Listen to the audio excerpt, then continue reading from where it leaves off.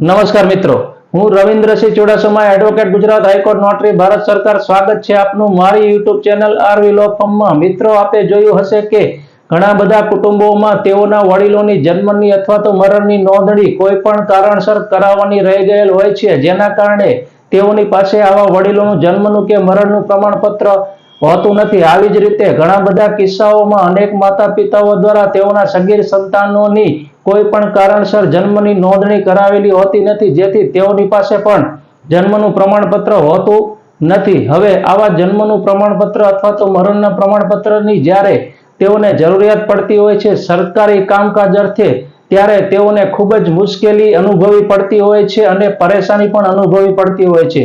હવે આપ આવું જન્મનું પ્રમાણપત્ર અથવા તો મરણનું પ્રમાણપત્ર કાયદા મુજબ કઈ રીતે મેળવી શકશો? તો જન્મ મરણ અધિનિયમ 1969 ની કલમ 13 ને 3 મુજબ તમારે મામલતદાર સાહેબશ્રી અથવા તો પ્રાંત અધિકારી સાહેબશ્રીને એક અરજી કરવાની રહેશે. આ અરજી કર્યા બાદ મામલતદાર સાહેબશ્રી દ્વારા એક છાપામાં જાહેર નોટિસ આપવામાં આવે છે કે આ વ્યક્તિની જન્મની અથવા તો મરણની નોંધણી કરવાની કાર્યવાહી અત્રે કરવામાં આવેલી છે અને તેની સામે કોઈ શખ્સને વાંધો વચકો કે તકરાર હોય તો દિવસ 30માં મારી કોર્ટમાં એટલે કે મામલતદાર સાહેબશ્રીની કોર્ટમાં આવીને આવો વાંધો વચકો કે તકરાર રજૂ કરવાની રહેશે.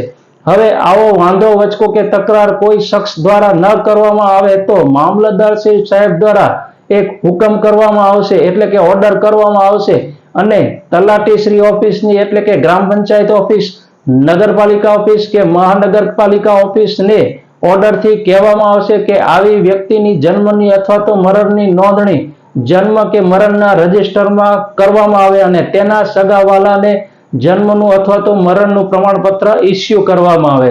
તો મિત્રો, આવી રીતે તમે જો તમારા વડીલનું તમારી પાસે જન્મનું કે મરણનું પ્રમાણપત્ર ન હોય તો મેળવી શકો છો. તેવી જ રીતે ઘણા બધા માતા પિતા પાસે પોતાના સગીર વયના સંતાનનું જન્મનું પ્રમાણપત્ર ન હોય તો તેઓ પણ આવી રીતે મેળવી શકે છે. તો મિત્રો, આજનો આ વિડીયો આપને ગમ્યો હોય તો લાઈક કરશો, શેર કરશો, ચેનલને સબસ્ક્રાઇબ કરશો. જય હિન્દ, જય જય ગરવી ગુજરાત.